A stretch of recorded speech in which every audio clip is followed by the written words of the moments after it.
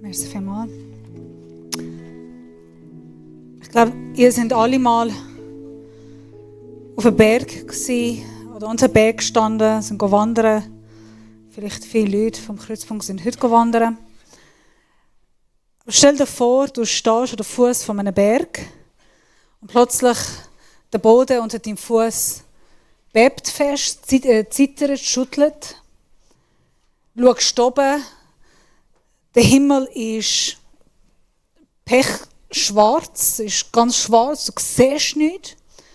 Ein Rauch unten, du kannst kaum atmen. Plötzlich siehst du Feuer, Gewitter. Wie würde es dir gehen in diesem Moment, in den Bergen? Vielleicht hast du noch andere Leute um dich herum, die gleichzeitig noch schreien und voll Panik haben. Und du hast selber ein bisschen Angst und dann sagst du, was ist da jetzt los? Und denkst du, wie komme ich jetzt runter? Wie komme ich weg? Was passiert jetzt? Das war der allererste Pfingsten, wo Menschen erlebt haben. Und zwar, der allererste Pfingsten finden wir in 2. Mose, Kapitel 19, Vers 18, wo sagt, der Berg Sinai war in dichten Rauch gehüllt, denn der Herr war im Feuer herabgekommen. Rauch steigt auf wie aus einem Schmelzofen. Der ganze Berg bebte. Das Horn entonnte immer lauter. Mose redete und Gott antwortete ihm mit lauter Stimme. So kam der Herr herab auf dem Gipfel des Berges Sinai. Von dort rief er Mose zu sich und Mose steigt auf den Berg. Der Israel ist vor 7 Wochen von Ägypten rausgekommen. Gott hat Israel vom Pharao gerettet. Er hat sie durch das Rote Meer durchgeleitet. Er hat sie in der Wüste durchgebracht. 7 Wochen später bringt er Israel an den Berg Sinai. Und an dem Berg sagte Gott an Israel, es langt nicht, es ist nicht genug, euch von Ägypten rauszunehmen. Es langt nicht, euch von der Sklaverei befreien. Ich will viel mehr. Es ist gut, ja, ich habe euch befreit, ja, ich habe euch rausgenommen, aber ich will jetzt einen neuen Bund mit euch beschließen. Ich will eigentlich sagen, jetzt, ab dem Moment, ihr seid meine Kinder. Ihr seid mein Volk, ihr seid heilig, ihr gehört mir und ich bin euer Gott. Durch euch wird jede Nation, jeder Volk in dieser Welt mich als der einzig wahre Gott kennenlernen. Ich mache einen Bund mit euch. Ich gebe euch eine neue Identität, einen neuen Ruf, einen neuen Namen. Ich bin euer Gott. So quasi wie ein Hochzeittag. Wie es ein Tag, wo Gott sagt, ich bin der Bräutigam, ihr seid mein Braut und jetzt schließen wir das neue Bund zusammen. Kommt und ich will zu euch reden. Weißt du, wie schön? Wie gewaltig wäre es, wenn jeder von uns heute unter dem Berg Sinai stehen und die Herrlichkeit Gottes erleben, wie er ganz sichtbar, spürbar, hörbar auf der Erde kommt. Wie cool wäre das? Wahrscheinlich nicht. Weil die Israeliten haben voll Panik gehabt, voll Angst. Die zieht sich zurück. Sie sagen dem Mose, lieber gehst du bitte. Wir warten da auf dich. Ist alles gut. Du Mann Gottes, du mutiger Mann. Du gehst vorwärts, hörst, was Gott sagt und wir folgen dir nach. Bitte sag nicht, dass Gott sagt, aber komm zu uns. So weit. Ich meine, wir lieben ihn, wir würden gern, aber das ist uns zu weit. Ich kann es mir nicht vorstellen. Ich weiss, vielleicht hätte ich auch Angst gehabt, aber jetzt gerade würde ich so gern Gottes Herrlichkeit erleben. Würde ich so gerne ihn sehen. Mose hat keine andere Chance. Er kann sie nicht überzeugen. Sie haben voll Angst. Voll Panik und er geht rauf. Ich habe es gesagt, das ist der Pfingsten, weil das Wort Pfingsten auf Hebräisch oder den Tag, wo Gott das Tora an Mose gegeben hat, seinen Bund mit Israel gebunden hat, heißt Shavuot. Shavuot auf Hebräisch heißt 7 und Ot sind Wochen. 7 Wochen. Das war 7 Wochen lang. Wir sind von Ägypten rausgekommen, plus ein Tag, und sind an den Berg Sinai gekommen. An dem Tag von der Shavuot hat Gott gedacht, ich schließe Bund mit euch. Ich gebe euch einen neuen Namen und Identität. Herrlich. Komm, gibt Gott seinen Bund, schreibt den Bund auf dem Stein, gibt es an Mose. Ich weiss nicht, hat er Tinte gebraucht? Ich weiss es nicht, der Stein gemeißelt. Keine Ahnung. Aber wenn Tinte wäre, Tinte ist noch nicht trocken. Wenn gemeißelt wäre, das ist noch nicht ganz sauber, wo du kannst alles. Der Mose läuft unten, stolz, mit dem Bund, mit den neuen Regeln, mit dem Gesetz, wo Gott will, mit Israel setzen. Und was macht Israel? Schon in dieser Zeit, wo Mose weg war, an den Berg Sinai, haben sie einen goldenen Kalb gebaut und angefangen, ihn anzubeten. Dude, ich hätte ein bisschen warten. Nur ein paar Tage hätten sie warten. Nein, haben sie nicht können. Schon in dieser Zeit haben sie ein Gott gebaut, haben angefangen Opfer zu bringen, angefangen den Gott zu arbeiten, tanzen und weiss ich nicht was. Und Moses kommt eben und sagt, hey, das soll unsere Hochzeit sein. Und ihr geht schon jetzt fremd und betrügt unseren Gott. Was ist los mit euch? Es ist nicht die Schuld vom Gesetz. Das Gesetz ist da nicht falsch. Es ist einfach, Gottes Herrlichkeit kann kommen. Gesetz kann kommen, aber das kann unser Herz nicht rein machen. Gottes Herrlichkeit und Heiligkeit kann erscheinen, aber das heißt nicht, dass unsere Vergangenheit und wer wir sind, kann automatisch geheilt und wiederhergestellt werden. Das Gesetz ist gekommen, aber die Herzen von Menschen sind genau so gleich Herd und Stein gewesen, wie bei den Steinen, wo der Bund drauf geschrieben worden ist. Und leider, das wird die Zukunft. Es wird nicht besser. An dem Tag, im Kapitel 32, also ein paar Kapitel später lesen wir, als Mose abgekommen ist, sind 3000 Männer abgefallen, getötet worden. 3000 Männer müssen sterben. Und nachher, es ist gleich. Also ich finde es mega traurig. Ich würde mir das vorstellen. Du erlebst Gottes Herrlichkeit, du hörst Gottes Stimme. In Midrash, das ist ein Commentary für die Juden, sagt sogar, als sie die Stimme Gottes gehört haben, die Stimme hat in 70 Sprachen gesprochen. Sehr spannend. Lang vor Jesus. In 70 Sprachen hat Gott gesprochen, weil er wollte, dass alle Nationen umherum Israel sein Gebot hören. Und wissen, dass er der echte Gott ist. Ich weiß es nicht, ob das stimmt oder nicht. Ich finde es mega spannend, dass es auch lang vor Jesus im Midrash das steht geschrieben. Gott hat in 70 Sprachen gesprochen, damit alle hören, wer er ist. Und doch, immer wieder, Israel läuft wie ein Kreislauf. Die kommt zu Gott, die begegnet Gott, die erlebt Gott, die hört Gottes Stimme. Und dann sagt Gott, wir werden dich treu bleiben. Und doch Stolz kommt, Arroganz kommt, Gottesdienst kommt. Das Menschenherz kommt wieder raus. Wird Gott nicht treu, gehen in die Sklaverei zurück rein. Es bringt nicht viel. Und Hesekiel kommt später und sagt, hey, wisst ihr was, mit dem Gesetz, das rettet uns nicht, das verändert uns nicht, das tut unser Herz nicht anders machen. Deswegen sagt Gott, ich will euch ein neues Herz und einen neuen Geist geben. Ja, ich nehme das versteinerte Herz aus eurer Brust und gebe euch ein lebendiges Herz. Jeremia sagt es genau Gleiche. Es kommt ein Tag, wo Gott wird sein Gesetz nicht mehr auf Stein schreiben, sondern auf eure Herz. fast forward, 500 Jahre später nach der Hesekiel kommt ein Tag, wo Jesus schon gestorben ist. Er ist, auch dass ihr auch wisst, an der Shavuot, also heute als Juden werden den Shavuot feiern.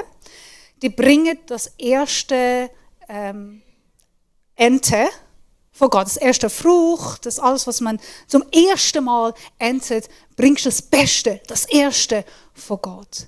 Und das sollte eigentlich das erste Tora, die erste Gebot, wo Gott gegeben hat, repräsentieren. An dem Tag, wir haben das erste Mal das Gesetz empfangen und wir bringen auch unsere erste Frucht von Gott.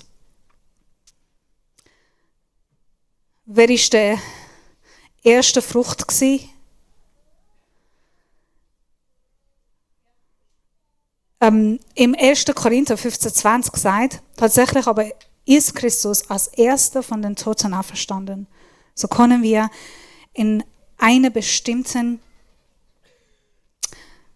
sicher sein, dass auch die übrigen Toten auferweckt werden. Vers 23 sagt, die Auferstehung geht in einer bestimmten Reihenfolge vor sich. Als erstes ist Christus auferstanden. Wenn er kommt, werden alle auferstehen, die zu ihm gehören. Also an der Ostern, das ist ein Pessach, das ist der Tag, wo Israel rauskommt vom Ägypten.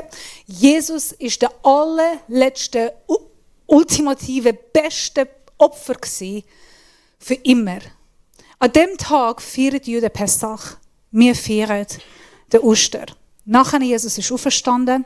Er ist 40 Tage mit den Jungen geblieben. Er ist mit ihnen unterwegs gewesen. Nach 40 Tagen sagt er an ihnen, ich gehe, wartet, bis der Parakletos, der Helfer, der Freund, der Advokat, der euch wird Ratschlag geben, der genau gleich ist wie ich, er kommt.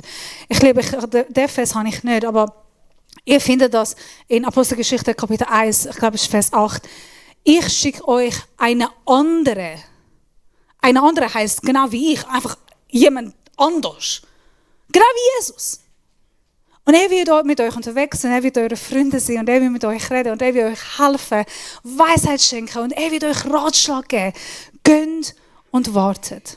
10 Tage später, wie viel haben wir jetzt? Wie viele Tage? Ich schaue, wer noch wach ist und mit mir. 50. Genau. Das ist 7 Wochen plus 1 Tag.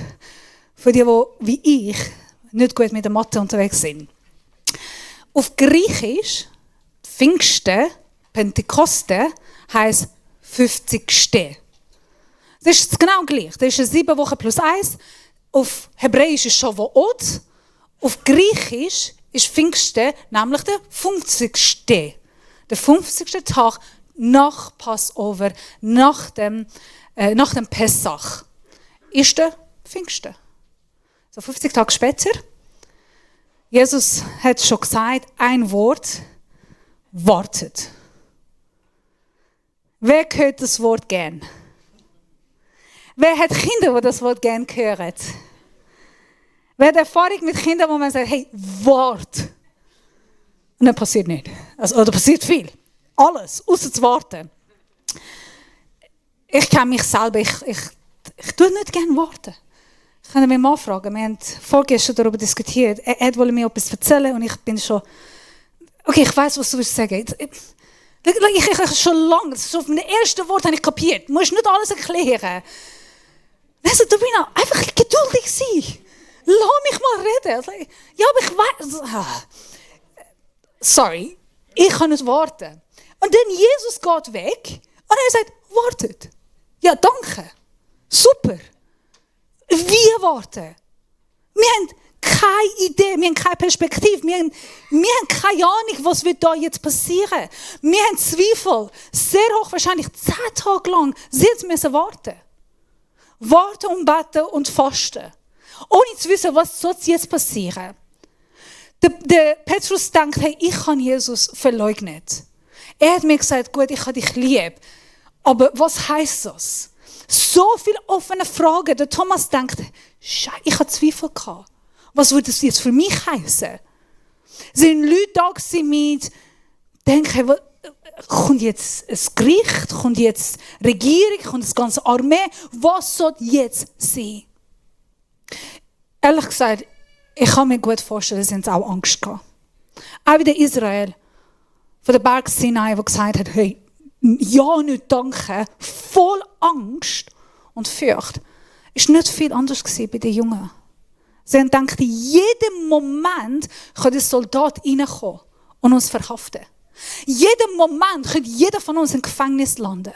Also in jedem Moment kann etwas sich verändern. Sie haben keine Kontrolle über die Situation. Sie können nichts machen, ausser warten. Und hoffen und vertrauen. Und das haben sie gemacht. 120 Leute. In Apostelgeschichte Kapitel 2, Vers 2 sagt, plötzlich kam vom Himmel her ein Brausen wie von einem gewaltigen Sturm und erfüllte das ganze Haus, in dem sie sich versammelt hätten. Zugleich sahen sie etwas wie züngelndes Feuer, das sich auf jedem einzelnen von ihnen niederließ. So wurden sie alle mit dem Heiligen Geist erfüllt, fingen an, in fremden Sprachen zu reden, jedes so, wie der Geist es ihm eingab. Da ist keine sanftige Brise, ein kleines Wind, der angenehm ist in der Hitze. Da ist Erdbeben, das schüttelt und durchbricht den oberen Stock, wo sie sind. Da kommt Gewitter, da kommt eine laute Stimme, da kommt Feuer mit einem Unterschied. Ein Feuer geht nicht über Gebäude, Stein, so wie der Sinai auf dem Berg, sondern jetzt kommt der Feuer über jede einzelne Person, teilt sich über jede Person. Mit einem Unterschied, dass sie nicht, vielleicht sind auch sicher verschreckt gewesen, aber sie nehmen sich nicht zurück, oh, wenn Gott kommt, dann sterben wir, sondern komm und gib uns das, was du für uns vorbereitet hast. Ein Theologe hat schön gesagt, Bethlehem ist Gott mit uns, Golgotha ist Gott vor euch, Pfingsten ist Gott in euch. Jetzt ist der Heilige Geist endlich da. Er hat jede einzelne Person erfüllt. Und nicht einfach ein Geist. Das ist derselbe Geist, das ist dieselbe Kraft, die sich an dem Berg Sinai offenbart hat. Der verziehende Feuer, die Herrlichkeit Gottes, die Heiligkeit, die wir uns nicht mal vorstellen können, kommt aber. Mit der gleichen Kraft, Macht, Autorität und erfüllt jede Person. 2. Korinther 3,3 sagt, ja, jeder kann sehen, dass ihr selbst ein Brief von Christus seid, den wir in seinem Auftrag geschrieben haben. Nicht mit Tinte, sondern mit dem Geist des lebendigen Gottes. Nicht auf steinere Gesetzstaffeln wie bei Mose, sondern in menschlichen Herzen. Die Offenbarung vom Hesekiel, Jeremia ist zu Ende gekommen. Gott schreibt nur mehr sein Gesetz, sein Wille, sein Herz auf Stein, sondern er bringt seinen Geist und schreibt das auf das Herz von jedem Mensch. Da, wo Gott versprochen hat, es kommt ein Tag, aber es wird nicht so Gesetz geben, dass ich einfach religiös folge. Das wird lebendig, das wird echt. Da werden wir endlich miteinander eine Beziehung führen. Jesus ist der erste Opfer geworden. Der Timo kann schon lange. Stimmt, ich habe es gesagt, ganz langsam. Hast du noch Zeit? Ich bin viel schneller, Timo. Spannend ist, am Berg Sinai, an dem Tag, wo Gott den Bund geschlossen hat, sind 3000 Männer getötet worden, gefallen worden. Also sind 3000 Männer gestorben. In dem Buch von Apostelgeschichte, Kapitel 2, Petrus erfüllt mit dem Heiligen Geist Gott raus und erklärt, worüber sie redet. Erklär über den Heiligen Geist. Er gibt das Evangelium weiter. Und was passiert? 3000 Männer kommen zum Glauben. Das, was Menschen gesetzt, was Menschen getrennt hat, was zerstört hat, was getötet hat, die Steine Herz, wo Gott abgelehnt hat, wo meine Angst weggelaufen ist jetzt anders geworden. Ist jetzt plötzlich die Stimme von Gott, wenn 70 Sprachen gesprochen hat, die genau gleiche Stimme kommt eben. Und jede Nation und jeder Pilger, wo ich eigentlich komme, zur ersten Frucht von Gott bringen und das Shavuot, Pfingsten feiern, trifft der lebendige Gott wieder. An dem Tag, wo eigentlich sind gekommen, um zu sagen, Gott, der Hashem hat uns die Tora gegeben, sind gekommen und gesagt, der Hashem spricht heute. Nicht vor 1000 Jahren, nicht vor 500 Jahren. Er hat nicht einmal ein Tora gegeben, sein Wort, sein Gesetz gegeben, sondern er ist da und er redet mit uns. Und er schreibt Geschichte, er schreibt sein Gesetz in unser Herz. Es ist nicht mehr das Feiern von das, was passiert ist, sondern jetzt darf man feiern, was der Heilige Geist täglich mit uns, durch uns am Wirken ist. Wir müssen nicht mehr feiern der Vergangenheit. Oh, Gott hat uns das Wort gegeben. Schön. Aber er schreibt sein Wort weiterhin. Heute in unserem Leben. Spannend ist, wie viel von uns befindet uns doch an der Berg Sinai. Immer noch. Wie viele von uns versuchen doch mal Gesetz zu suchen. Und doch durch unsere eigene Kraft und eigene Wille und eigenen Versuch das Richtige und das Gute machen. Wir versuchen das übernatürlich durch natürliche Menschenskraft durchsetzen. Wie viele von uns gehen es immer noch unter den Berg Sinai, erfüllt mit Angst, erfüllt mit Müdigkeit, sind wir erschöpft, wie wir versuchen, Liebe, Kinder zu ziehen, Ehe gut leben, vergeben, mit Feindliebe, weiss ich nicht, alles christlich machen, Gerechtigkeit durchsetzen in der Welt, aber mit unserer eigenen Kraft. Und dann sind wir müde, sind wir hässig. Es braucht nur einen Trigger. Nur ein Kind, das wir fest lieben, aber nervt. Und dann geht es schon los. Wir fangen wieder von vorne an. Wie viele von uns versuchen, ich kann es selber.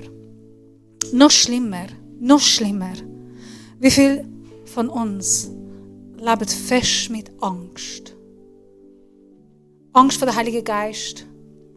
Angst vor, was kann er, was will, oder auch nicht wissen, was heisst es, was macht er. Ich würde lieber nicht, Brina, du bist die Pastorin, der Micha. Wir verstecken uns zwischen dem Mittelmann, dem Mose, dem Micha. Hey, super, er hat sogar ein Bart.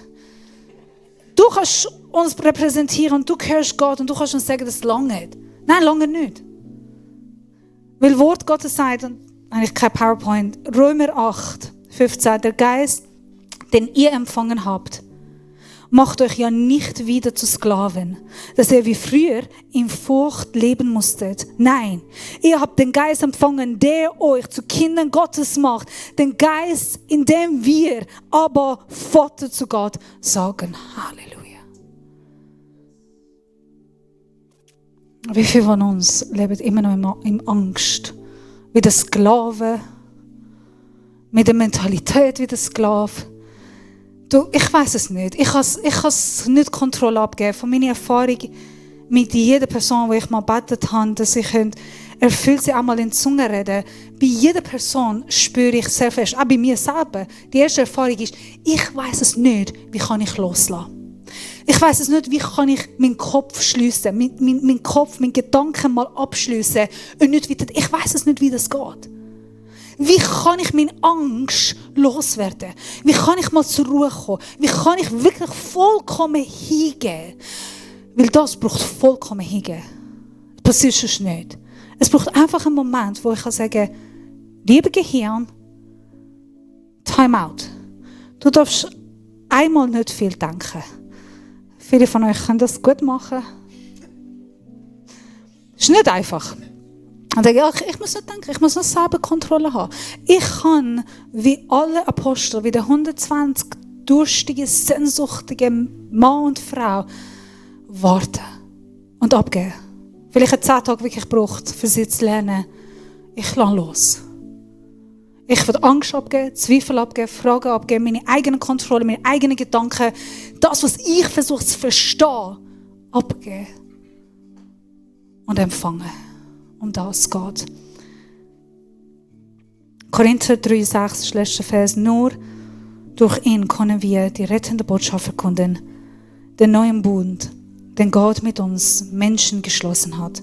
Dieser Bund ist nicht mehr von geschriebenen Gesetzen bestimmt, sondern von Gottes Geist, der durch Buchstabe des Gesetzes totet, Gottes Geist aber schenkt Leben. Ich habe ein Zitat gefunden von Tozer. Er ist ein Theologe, hat viele Bücher geschrieben, wo sagt, wenn der Heilige Geist aus der Kirche vom Neuen Testament weggenommen worden wäre, dann wäre 95% von dem, was sie damals gemacht haben, sofort stehen bleiben.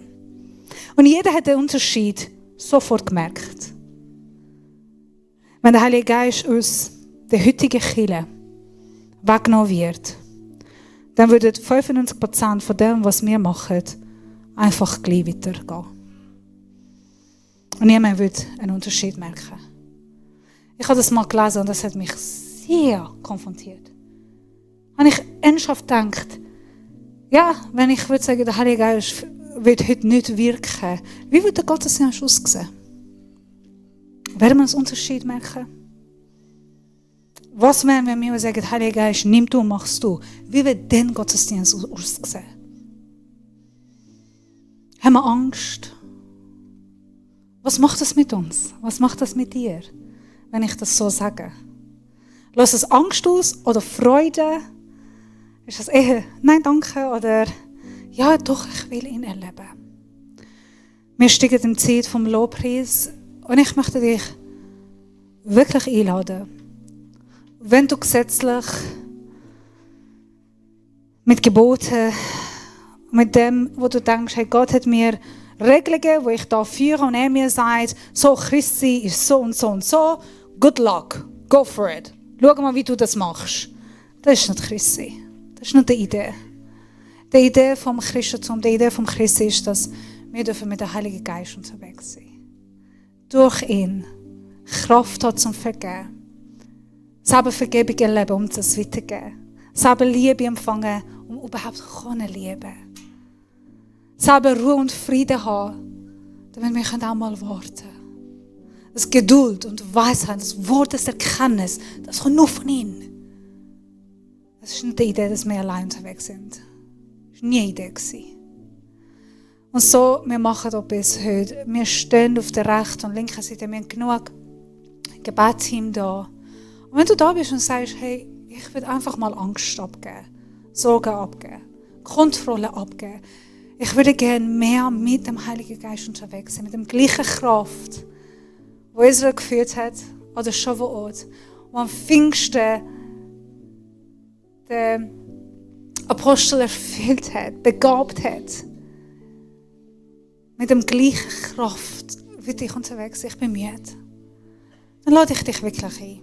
Nimm den Schritt. In Gehorsam und in der Hingabe. Wir werden gerne mit dir beten, dich segnen. Du darfst auch mit deinem Nachbarn ein Gebet haben. Aber nimm den Schritt, nimm den Entscheid.